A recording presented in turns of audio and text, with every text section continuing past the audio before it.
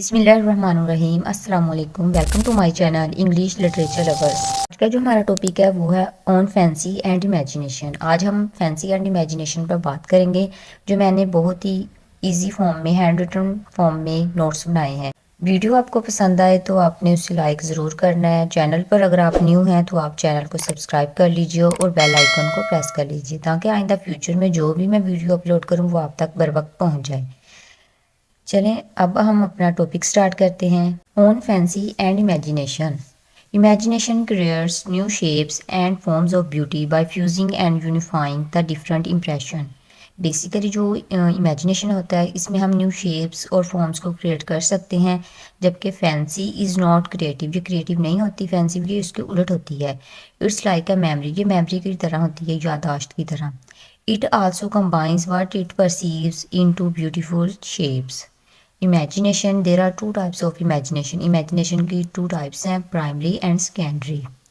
Primary जो first वाली type है, primary it is universal passed by all. It is an involuntary act of the mind. Human mind receives impression and sensation from the outside world. It starts instantly without any effort. Basically जो primary होती है, जो human mind होता है, ये बाहर outside world से जो भी इंप्रेशन और सेंसेशन को फील करता है, वो प्राइमरी एक्ट होता है इनका। ये it starts instantly without any effort, ये बगैर किसी एफर्ट के फ़ौरन स्टार्ट हो जाती है। कि दूसरी टाइप सेकेंडरी को देखेंगे।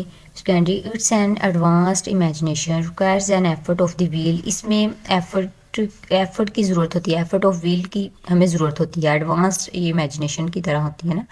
Wordsworth refers to his significant destruction of Biographia Literaria। Biographia Literaria में भी वर्ड्सवर्थ में फैंसी एंड इमेजिनेशन पे बात की थी, जो मैंने टॉपिक पहले बनाया था। During the 17th century, the term imagination and fancy had almost been used in a synonymous sense. The 18th century accorded a superior sense to one term and then to the other, but finally by the end of the century, imagination came to be firmly established as a superior term. ये superior term के तौर पे use होती है imagination. The poem had deep impact on him. Fancy and imagination has two distinct and widely different faculties instead of being same. ये same नहीं है, ये different है, दोनों एक दूसरे के मुतज़ाद हैं। In Coleridge's view, fancy is a kind of memory that arbitrarily brings together images which continue their separate and individual properties. He also uses the term fancy as the lowest of all forms of imagination.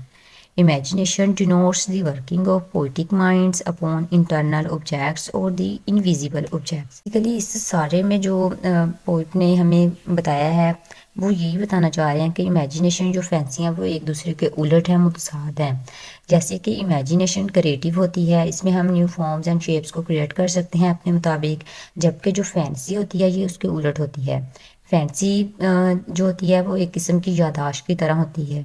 यादाश्त जो हम मतलब के poetic minds जो होते हैं ना, जो वो सोचते हैं, लिखते हैं, या इंटरनल जो अंदरूनी ऑब्जेक्ट्स होते हैं, जो इनविजिबल ऑब्जेक्ट्स होते हैं, जो हमें नज़र नहीं आते, इन सब चीज़ों को हम फैंसी कहेंगे। बेसिकली जो फिज़िकल अपीयरेंसेस चीज़ें होती हैं वो इमेजिनेशन होंगी, और जो फैंसी होंगी ना वो इनविजिबल होंगी, वो फिज़िकल अपीयरेंस नहीं रखती होंगी। आपको ये टॉपिक बहुत इजीली समझ आ गया होगा। वीडियो अगर आपके कोर्स की हो तो आपने इसे लाइक ज़रूर करना है और कमेंट भी ज़रूर करना है। बाकी अगर आप मेरे चैनल पर न्यू हैं तो आप चैनल को सब्सक्राइब कर लीजिए और बेल आइकन को प्रेस कर लीजिए। मिलते हैं नेक्स्ट वीडियो में।